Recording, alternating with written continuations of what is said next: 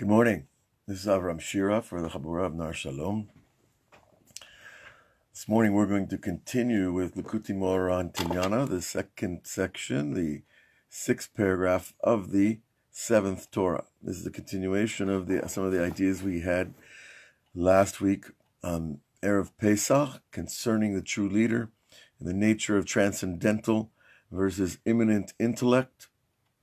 Extremely important concepts that take sometimes a long time to integrate into our mind, but certainly concepts that we need to understand our leaders and to understand the true leader in a Jewish context.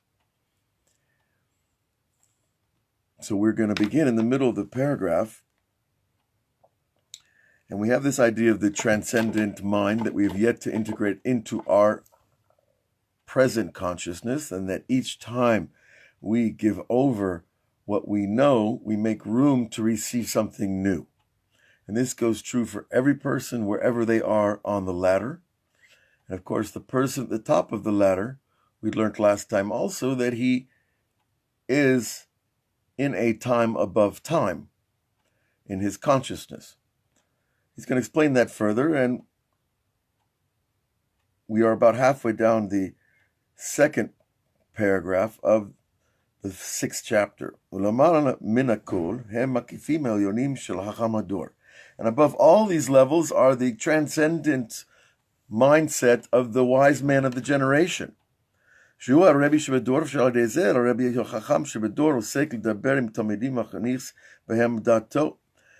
through the fact that he is this person who has reached this level of wisdom, and he's made his life goal to share the das of the Torah that he has, and the concepts that they're being given to us, especially in the Kabbalah, and to share his das, right? Then he receives new makifim. He receives new understanding of Hashem, and the greatness of Hashem, and the greatness of the world we live in, from a spiritual plane. So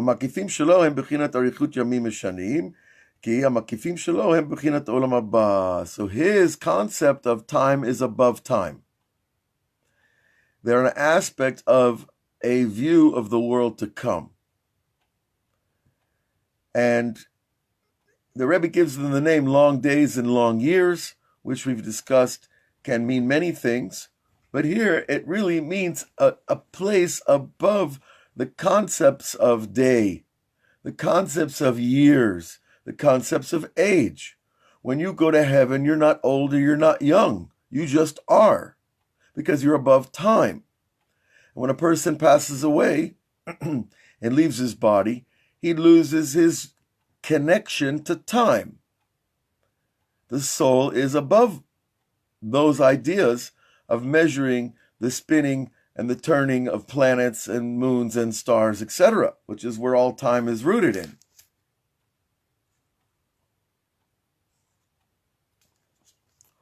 And he says, it's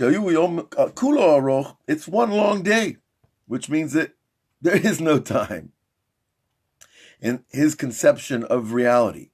Now, that doesn't mean he doesn't live here in this world and do the things that he has to do in this world, but he's living, so to speak, in a view plane and a space where he's not constricted by the realities of this world in terms of his ability to see and to understand and to conceive and to receive information from an extremely high level. He's Shamahu Lamala Mezan, he is above time.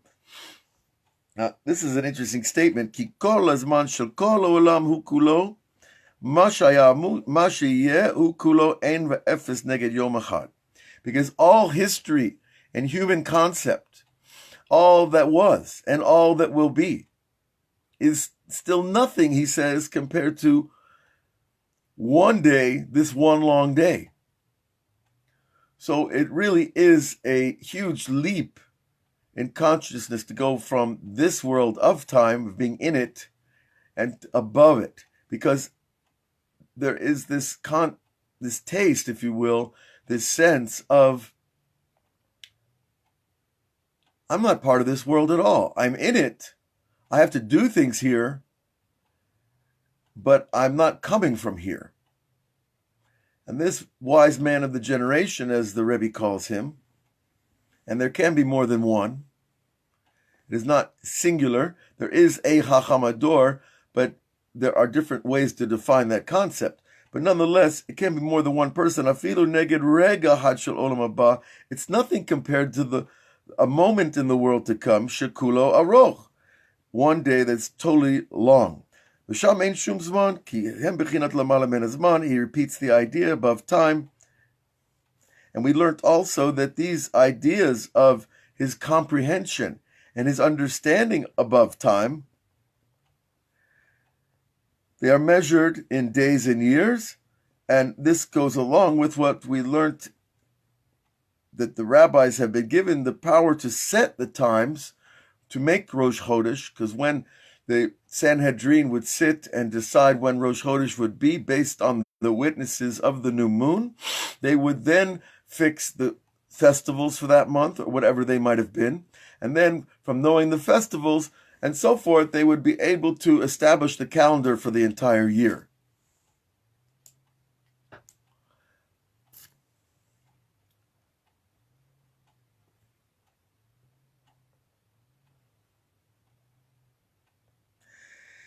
But important to us is the next statement. This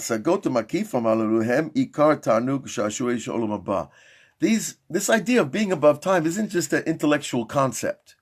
It is the essential pleasure and ecstasy of the world to come. Because a human being lives his life trapped in his mind and in his body. And if I'm attached to my body's desires, that's where I live. That's my frame.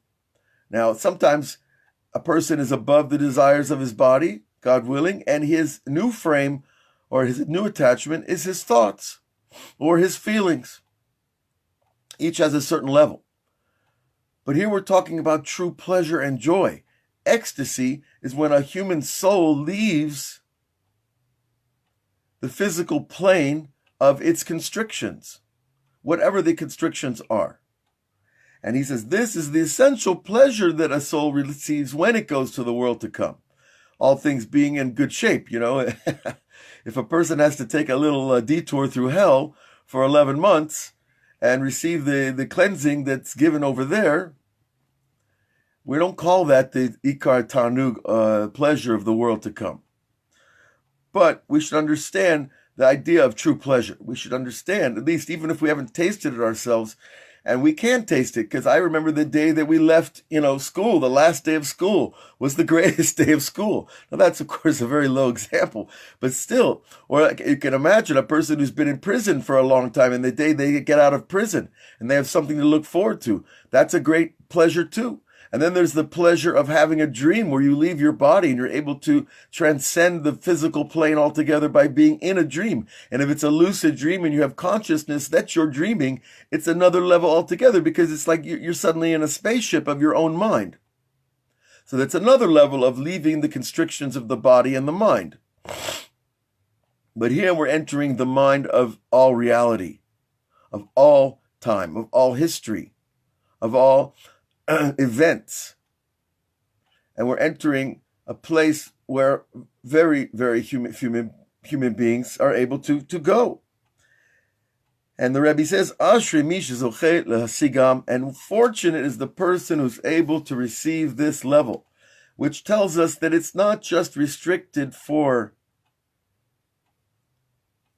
the Hachamador, but rather it is available to the person who does the work that we've been learning about throughout this holy book, and especially in this Torah, about the idea of giving over, learning and giving, and learning new Torah, and giving and learning new wisdom, and giving it over in the right place, in the right time, to the right people. We're constantly emptying the mind and filling the mind and emptying it and filling it. It's like a dynamo that's spinning between having knowledge, giving away your knowledge, receiving new knowledge, and so on and so forth. That cyclical process can bring a person to extremely high levels of consciousness, and like it can be just a split second.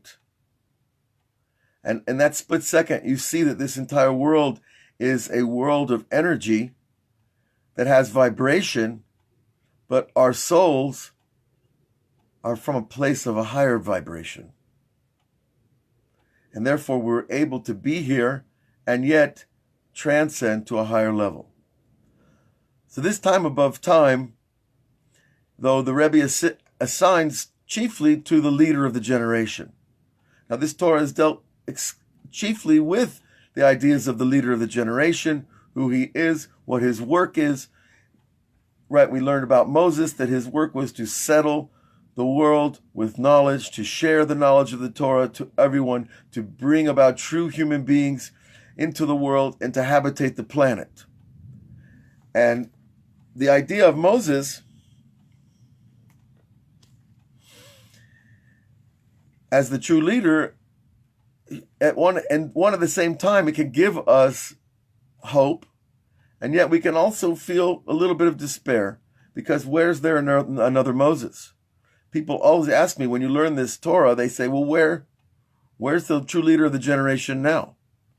We used to say that it was the Lubavitcher Rebbe because he was in his body, and now he's left his body. Is he dead? No. Is he somewhere? Yes. Do we know where? No. Do we believe that a tzaddik can be wherever he needs to be at any time? We believe that, yes. But still, in a concrete form, we want to know who is the leader of the generation now. And I don't have a true answer for that question. There are great rabbis out there that have tremendous abilities, have proven themselves over decades of service, that have written amazing books, that have gone through tremendous suffering and self-sacrifice for the Jewish people. Who's the one at the top of the pyramid who's really controlling the faucet of creation? Who's turning on the valve of the life force of the infinite? I'm not sure who he is, but I don't think I need to know his name to know he's there. It would be nice to know his name. Most people believe now, okay, it's going to have to be the Messiah. Well, the Messiah is a concept that when you touch it, you get burnt. Whatever way you go. Whether you're Chabad or Breslov or Sephardi or Litvish, it doesn't matter. When you touch that concept, you get burnt, because it's this idea of an endless hope that cannot necessarily be fulfilled this moment. It's like being in love with somebody, but you can never see them. That unrequited love, that unrequited leadership is represented by this idea called Messiah. And that's a difficult thing, and so I take the position, I don't need to know his name to know he's there. Okay. Now, Ashrei mi, the Rebbe says, fortunate is this person who has this conception and this level of comprehension. And now he goes back to a concept we've had earlier, which is another very important tool in our spiritual bag. This is the purpose of knowledge. This level above time is the purpose of knowledge, which is to know that we do not know. That we are not the knowers. We are places where knowing happens. But it's not our knowledge. We're sitting here learning this book from Rabbi Nachman from 210 years ago. But it's not my knowledge. It was given to me. And I've tried to learn these ideas, but they're not my ideas. And no Torah is our knowledge. It's a knowledge that's been passed down to us, and I happen to be a person in a place and time where some of this knowledge becomes available. So the Tachlit Yidiyah, the purpose of knowledge, is to know that we are not the knowers. That there is a knower, the Rambam says, and there is a knowledge that goes through the mind of the knower. And we are recipients of that. So hopefully I'm not beating the metaphor to death, but, and again, it's like this mainframe computer that has all these little PCs at the end. You're just getting what's sent to you. And whether it's the knowledge of the world, the knowledge of Torah, the knowledge of your friends, the knowledge of the physical realm, whatever your knowledge is, it's something that you learn from somewhere else. So is it yours? Maybe you introduce new ideas. Maybe you've come up with new concepts. Maybe you're the address where God sent the first idea for the internal combustion engine, or for the light bulb, or for the vaccine for polio. Maybe you're one of those people. Wonderful. Thank God. But we cannot take credit or own the knowledge, because the minute that we own it, we stop the process. The minute I say it's mine, I'm standing still. I'm frozen in place. So the true leader knows this, and he doesn't get stuck. Okay. Ki hasagot elu hamakifim, these transcendent intellects, shehem bechinat shashui olam haba, which are an aspect of the ecstasy of the world to come, ze bechinat marav tuvcha asher tzafanta lerecha. This is a verse from Tehillim, Lamed Aleph. What is the abundant goodness that you have hidden for those who fear you? Well, this is that abundant goodness. Now, we're talking about it conceptually with words. I wish that I could just, touch, the keyboard and everybody would get some of it, because you only need one drop of it. But this drop is the Rav Tuvcha, the great abundant goodness of God is God. And so you get a drop of the infinity, which is above time, and that one drop of the infinity wipes all the false ideas away, including this idea of that I know things and I'm smart and I'm somebody. All these egotistical concepts that we attach to ourselves, they're nothing. And we need to see that they're nothing in order to get past them. And so that's why, the smarter you are, the harder it is to be humble, because we spent our whole lives trying to learn things. And, suddenly the world tells you you're somebody because of your knowledge. But if you've really saw interviews and read books by people who are really on the level, they are truly humble because they know it's not theirs. And that's how they got there. And that's how the true leader gets where he goes, by knowing that he doesn't know. And any leader that thinks that he's the source of the knowledge, well, he's going to become a despot pretty soon, in one way or another. Now, Rav Tuvcha, Ma Daika, the Rebbe says specifically the word Ma, which means what. The asking of a question is represented by what. What is this what? What is asking a question? Yehem bechinat Ma. This is Ma Hamita or Ma Pishpashta. What have you seen and what have you contemplated? What have you investigated? How far have you seen into the universe? How far have you seen into yourself? I remember having the feeling, I don't even know myself. How can I know somebody else? Knowing myself is like knowing part of the universe. Because we are millions of layers of self bundled together. We are an entire history of the life that you've led, the history of the knowledge you've gained, the history of the feelings you've had, the suffering, the joy, all of it. How much of ourselves have we really seen and investigated? And that really is the portal to this transcendent intellect as well. At first, I have to know myself really well before I can even contemplate the greatness of that which made me, creates me, sustains me, and guides me. Okay. And this is an aspect of Tachlit Yedi'ah Sher Lo Nada. And this again is, the Rebbe repeats the idea, what have you seen? What have you investigated? Well, this touches on the idea of the purpose of all knowledge is to know that we are not the knowers, or we are not the knower, singular, one God. He is the true knower, and he shares his knowing with us. So if you invent a new invention that saves the world or changes the world, it came from somewhere. It came from God's mind. So it's still not yours. Now, if you're not a religious person and you're a scientist and you sit in your laboratory and you make this great discovery and the world, makes you the Nobel Prize winner of this or that, wonderful. But if you think it came from you only, if you think it's yours, then I'm afraid you're mistaken. So we have to understand that every good idea comes from Hashem, not just religious ideas. Religion is one small office in heaven.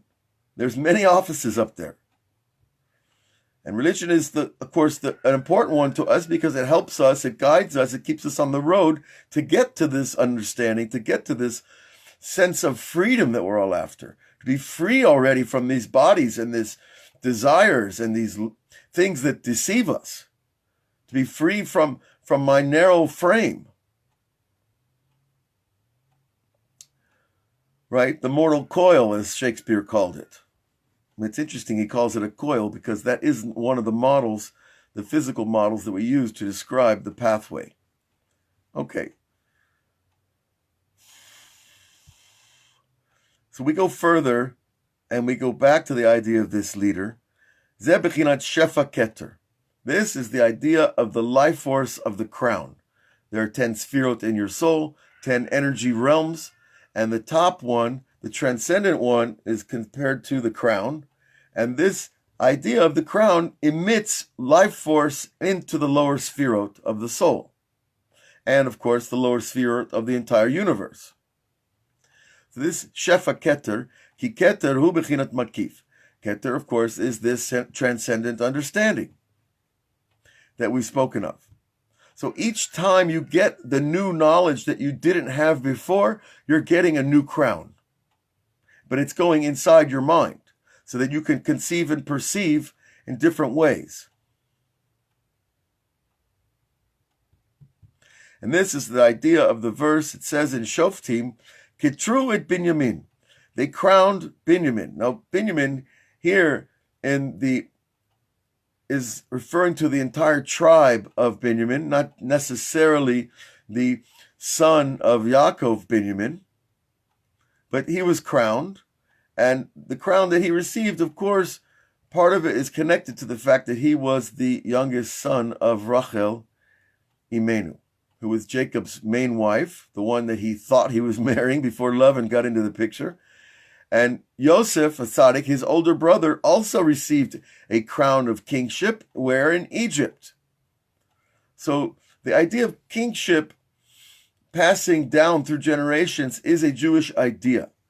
And the idea of the divine right of kings is a corruption of that idea that the monarchs of 19th century, 17th century, etc. Europe used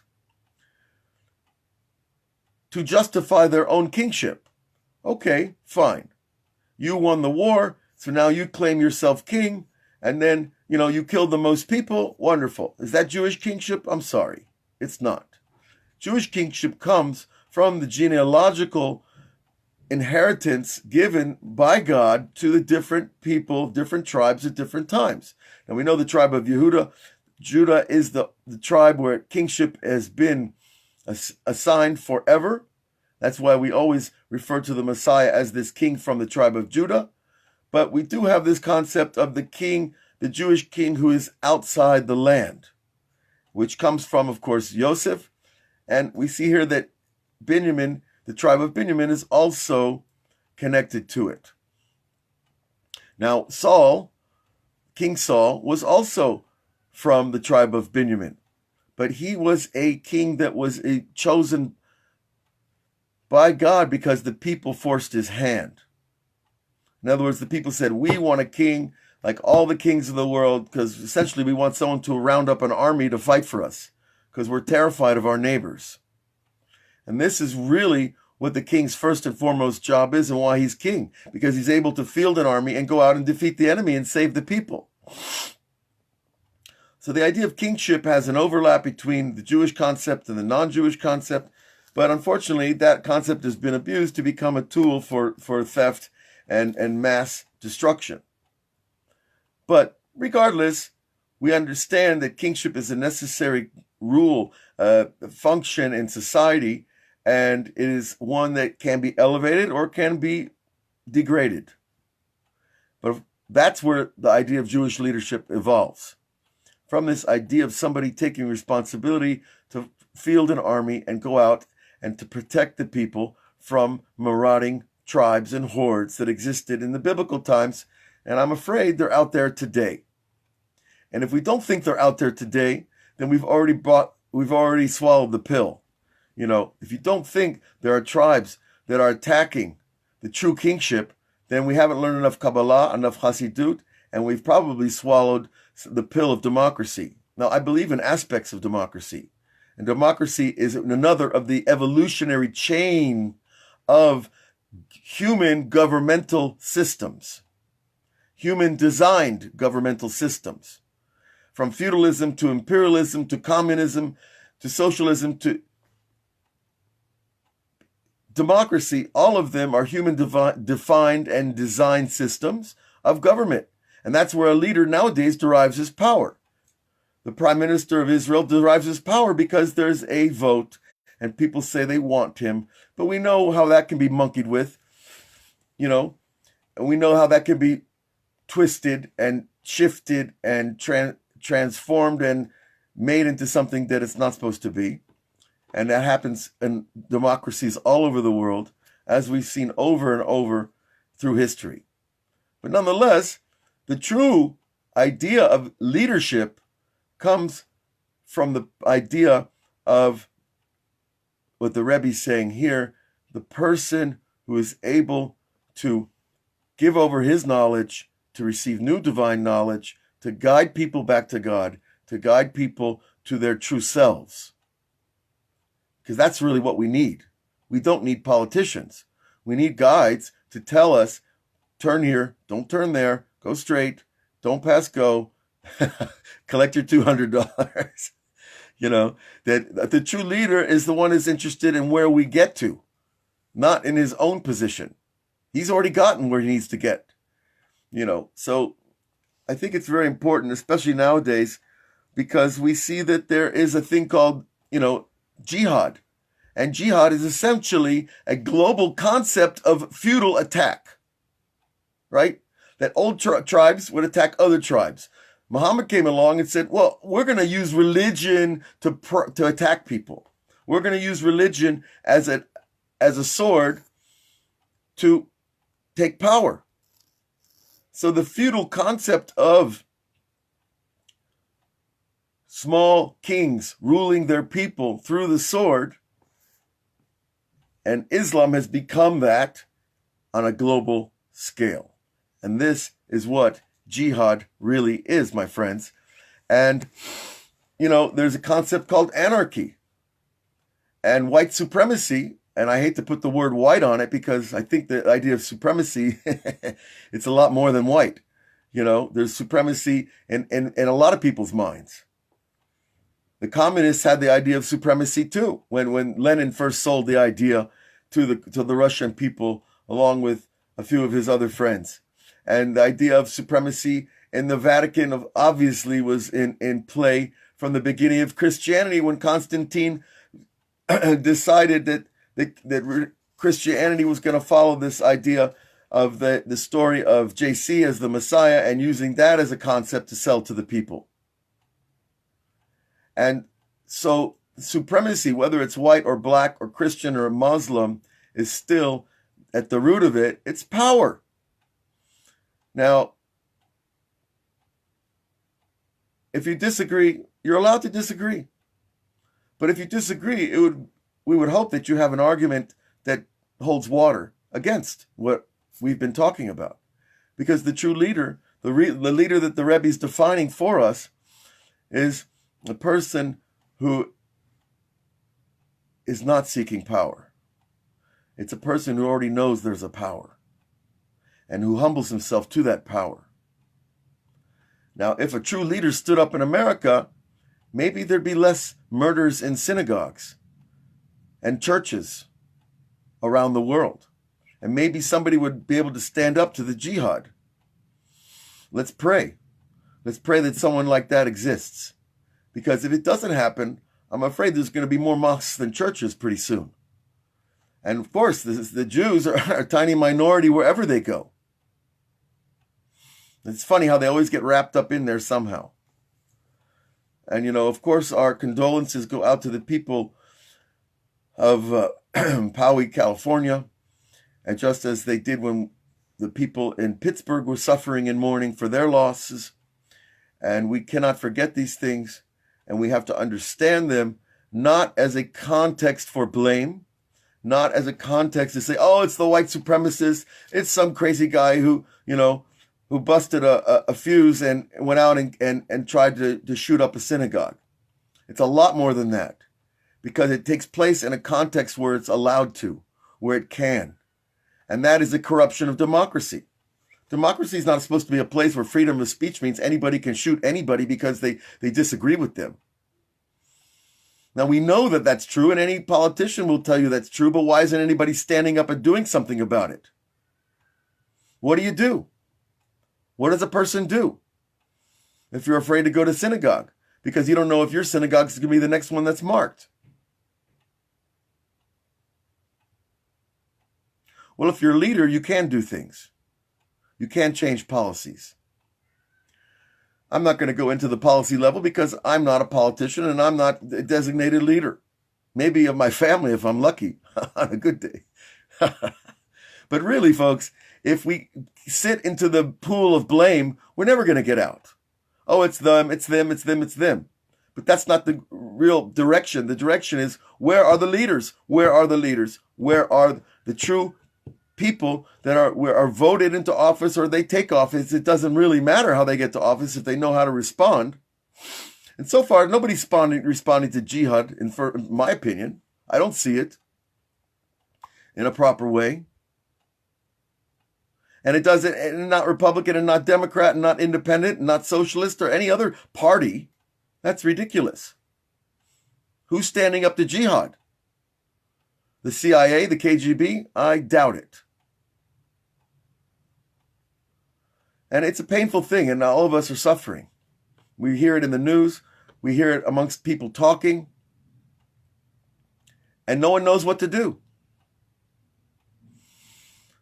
And I'm sure they're talking about it in Tehran, and I'm sure they're talking about it in Rija, and I'm sure they're talking about it in Baghdad. And they might be talking about it in a mosque right around the corner from you, because I'm sure they're talking about it in the mosque across the valley from me.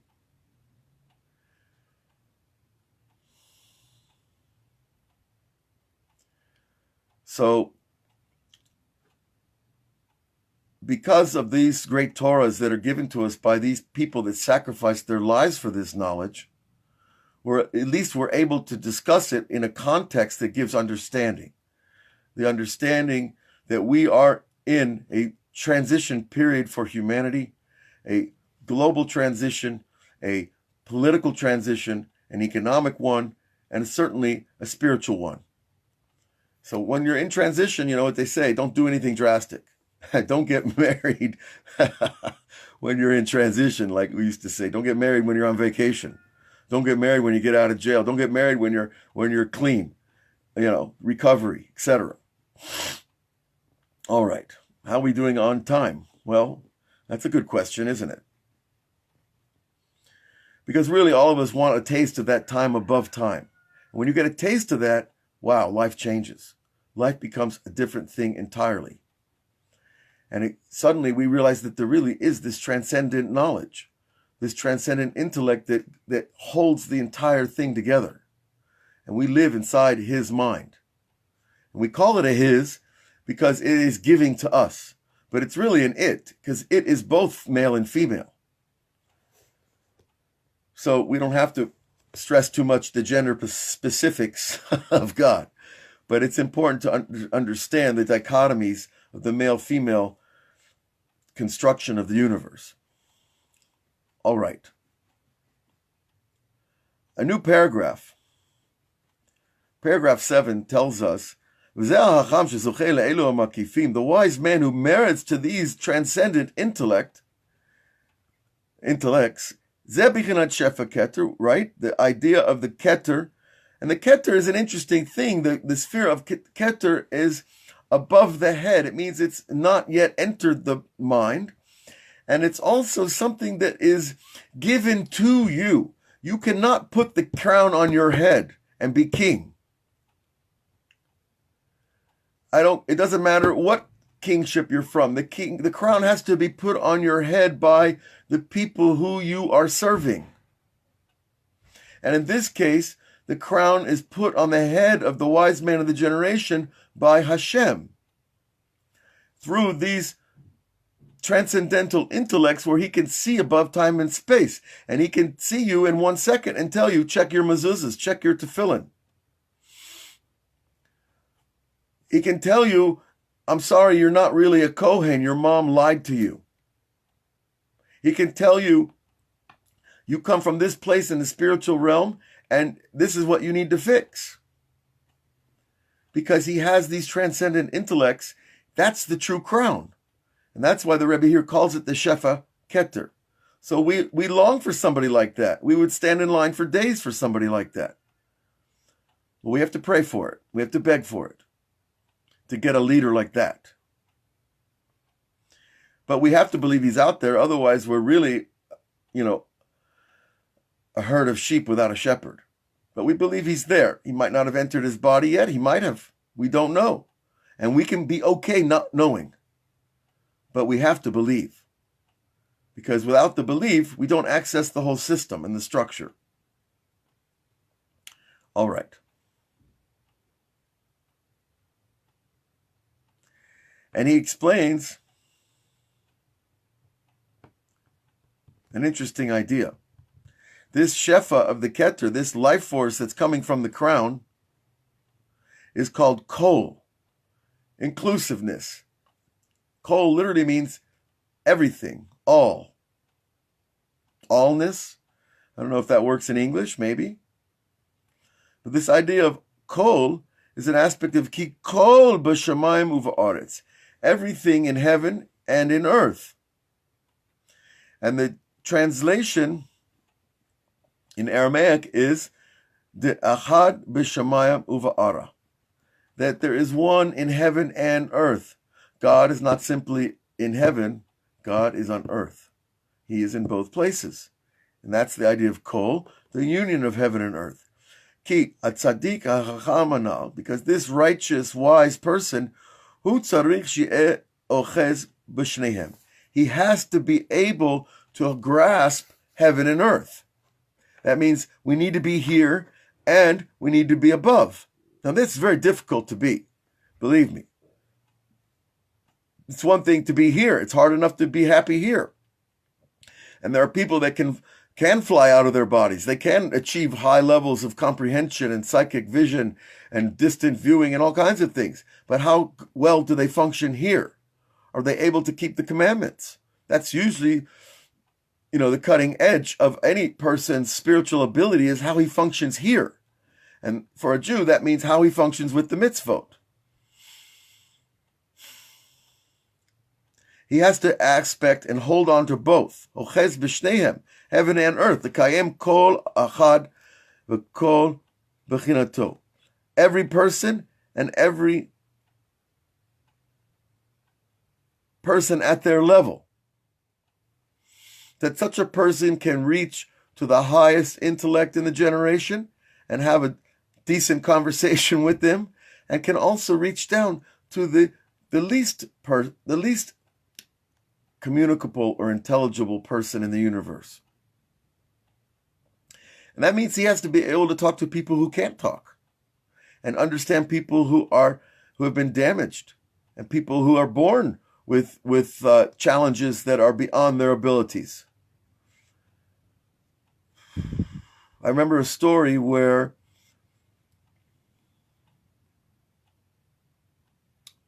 I believe it was the Hafetz Chaim. He was giving a Shira. He was sitting down amongst a lot of people, and they brought a person who was intellectually or mentally deficient, challenged, if you will, is a nicer word. We used to use the word retarded, and that word got wiped out. But regardless, a person who could not speak, who had real deficiencies, and the Hafetz Chaim stood up for him. And afterwards, the students asked the great rabbi, why did he stand up for them, for this person, and not all the other rabbis that walk in the room? He'd be standing up and down all day. And he said, because that soul in that body is actually the soul of a great person from a previous generation, and he had to come back for a certain repair in the form of this person who can barely function in the world. So he was able to see the root of this person's soul was not some person who can't talk, who can't think, who can't process information, like most of us, but rather was a person from a previous world, a previous time, who had to come back for a certain tikkun, a certain repair. And that's really covering the span of being kol, being attached and connected to every person, whatever level they're at. There are those who dwell above and those who dwell below. Da'inu olam ha'elyon v'olam ha'tachton, which the Rebbe defines as the upper worlds and the lower worlds. Bechinat shemayim v'aretz, which is, of course, the heavens and the earth. But tzarich hatzadik lar'ot darei mala. Now, he gives a very specific thing here. The person on this level needs to show those who are on a very high level she'eno yodea klal, that they don't really know anything. Now, imagine going to the head of the Massachusetts Institute of Technology, or the head of the NASA, and telling them, really, you don't know anything. That's not going to go over too well. This is not what he means. Listen closely. He needs to show them that she'enam yodim klal b'yidyato yitbarach, to show them that they really know nothing about God. In other words, to show that their knowledge of earth doesn't mean they know anything about heaven. And even if it's a very wise Kabbalist who's learned his whole life and spent some time in the upper worlds, he still needs to show him that he hasn't seen as far as you can see and know as far as you can know. Because remember, we learned already that in this high level, there is no time. But how we measure time, so to speak, is the amount of transcendent intellect you have incorporated. In other words, how much you have seen and known of the greatness of Hashem. So he needs to be able to show those people that they don't know anything of God. Bechinat ayeh makom kavodo. Where is the place of your glory? I've seen your glory, and I still ask, where is the place of your glory? And this pasuk is ascribed to the angels who have no bodies blocking their vision, the angels who are already in heaven, and they're asking, where is the place of your glory? It just keeps going and going and going.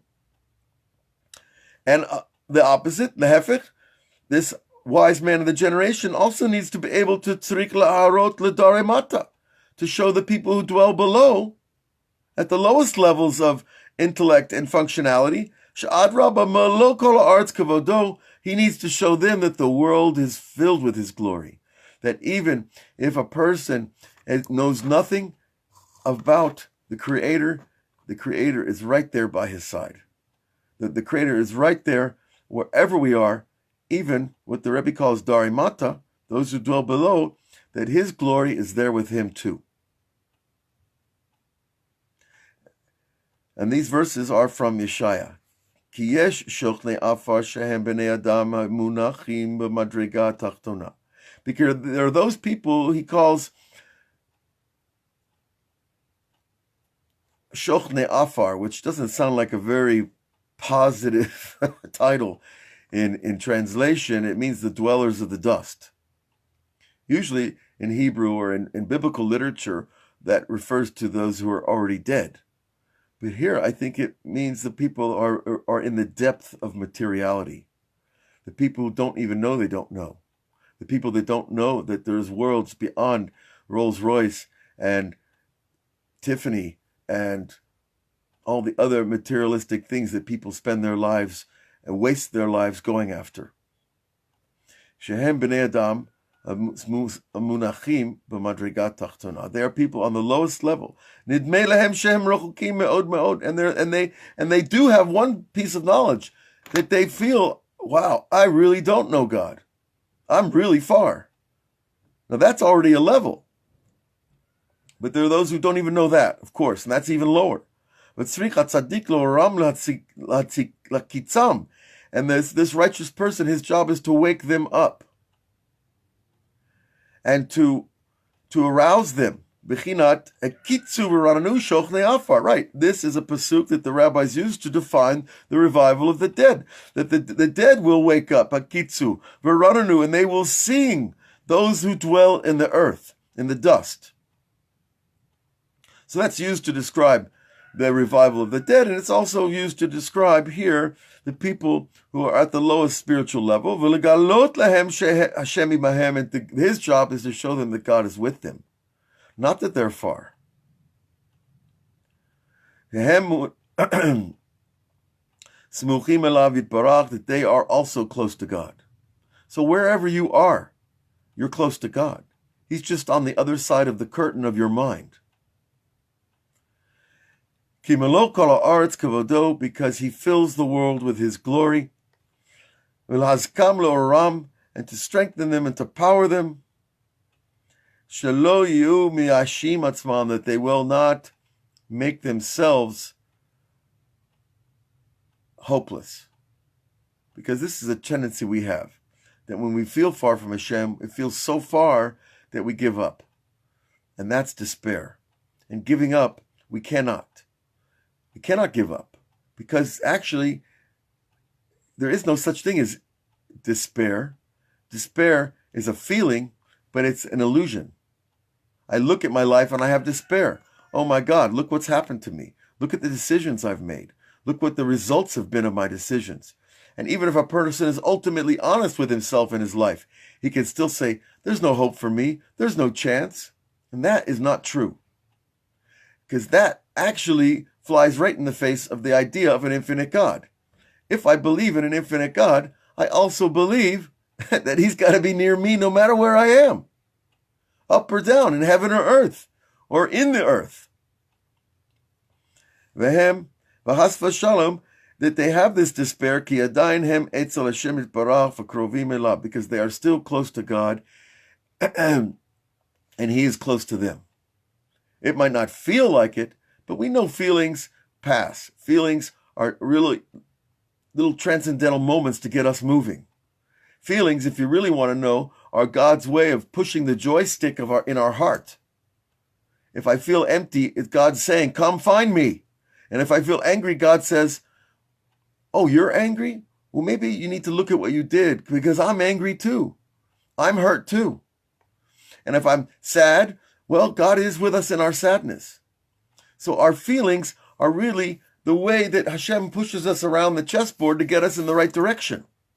They're not meant to be continual positions, right? I'm depressed. I'm a depression person. I've been diagnosed. That's a disservice to your divine soul to give a person that label. I might feel depressed, but it's a transcendental, it's a moment that's passing. It should be. Now, if it's not passing, it means that there's things that I have to work on and look at. And your doctor is not going to give you those things to look at and work on. He's going to give you a pill. Or a lot of pills. 25 years of pills.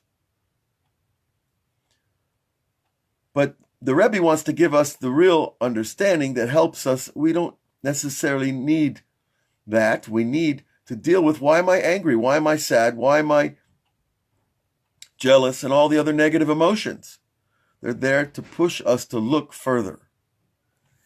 Because God fills the world with his glory.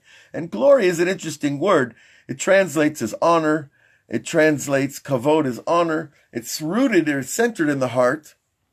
But glory is a word that there's glory in when you win the national championship. And there's glory when you get a prize. And there's glory when you get a raise. There's glory when somebody says they love you. But that's all personal glory. That's not glory about what we've been talking about here. The glory of the transcendental, infinite, eternal being that fills this world. That's the glory that shines on everything. The glory that shines when you see a new view, a beautiful object, even a beautiful person. You can see a certain grace, a certain glory on that person. That kind of thing is not something you own. It's something that's given to you, and you can lose it depending what we do, God forbid. But that glory fills the world, ultimately. And that's the glory we should be after. And not the external glory that the world is trying to sell us through all the different platforms and medias that are out there. And I'm continually astounded, teenagers. I remember being a kid, a teenager, and I was amazed how young people were so attached to the idea of what here we're calling glory, what they call in the modern world, what do they call it? Celebrity. It's amazing when you look at people's attachment to celebrity. That is being attached to the fallen glory. And it's not a blame, because we are who we are. We're raised who we're raised. If you're raised with fan magazines and you think that playing a guitar on stage is the ultimate achievement of man, fine. We do receive pleasure from a great musician or a great singer or a great actor for that matter. But celebrity is fallen glory. And it doesn't make you feel, it doesn't fill you, it doesn't heal you, it doesn't help you find your place in the universe. So we need to elevate that glory, and we do it by understanding that it's really Hashem. He's the celebrity. He's the glorious. And we say it every day in the Shema, Baruch Shem Kavod Malchuto Leolam Va'ed. What does that sentence mean? Orthodox Jews say that sentence all the time. 3 times a day at least. Baruch is blessed. Shem means reputation. Now, a reputation is a non-physical thing. It precedes you. When you have a reputation, whether it's good or bad, it is, I like to think of it as it's like this force field of your person, of who you've been in the world. Sometimes your reputation is good, sometimes it's bad, sometimes it's mixed. Sometimes it's distorted by others, sometimes we distort it ourselves. When a person lies about who he is, that's a distortion of reputation. If others lie about who you are, that's another distortion. But reputation is the idea of shame, your name. Baruch Shem Kavod, blessed. In other words, if it's God's glory, if it's God's reputation, that's his Baruch Shem Kavodo. Kavod, this honor. So you look at it like it's the glory that effuses from his reputation. It's the thing where I say, the Jews say it all the time, Baruch Hashem. Blessed is God. But what I'm really relying on is this reputation that he is blessed. And the only way I know that he's blessed is because I open the books and it tells me. And I believe them. Or I want to believe them. Or I try to believe them. But when life gets you down, it's hard to believe it. Is God really so blessed? My life doesn't feel particularly blessed. A person can feel very easily. So after we declare God's oneness, what are we declaring? Baruch Shem Kavod.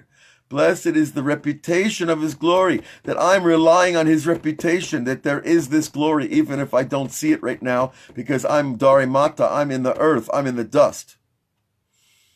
I feel as low as I could feel, I'm relying on the reputation of his glory.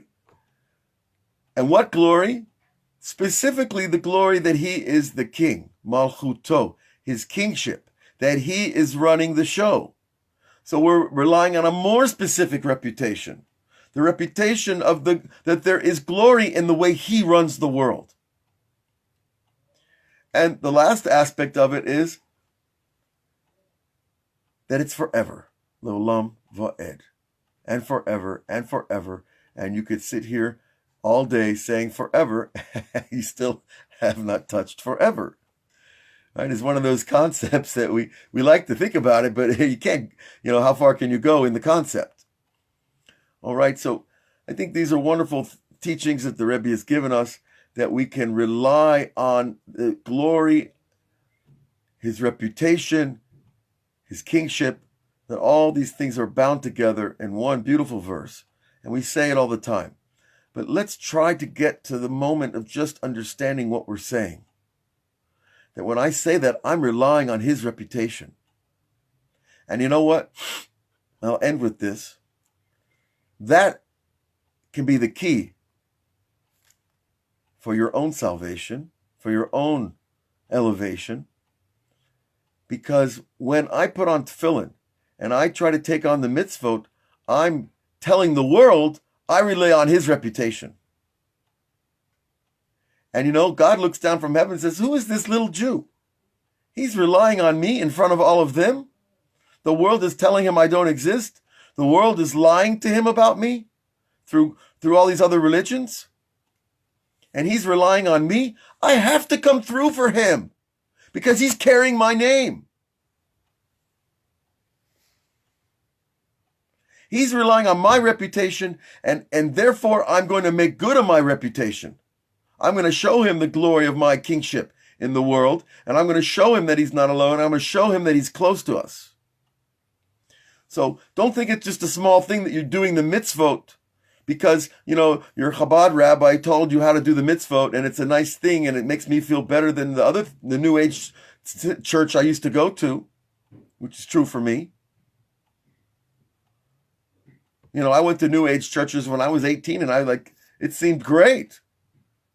And after a while, I said, "What? It's New Age, but it's not really new. It just repeats itself over and over. And every guy's talking the same talk from different little, syntactic changes in their sentences and choices of vocabulary. The New Age isn't new. Shabbatai Tzvi tried the New Age. Christianity was a New Age. The real age is Judaism, because we're putting ourselves out there for his reputation, the name of the glory of his kingship, and God says, wow, if he's willing to do that, I'm going to come through for him. And that's why so many new people who return to Hashem through Judaism see instant miracles. Because the instant miracle is God saying to you, thanks for being there for me. I'm going to be there for you. Okay. I'm going to say goodbye for now. I hate to say goodbye. And I always appreciate being here and being able to share with you these wonderful words. And God willing, we'll see you tomorrow. And have a wonderful day. All the best.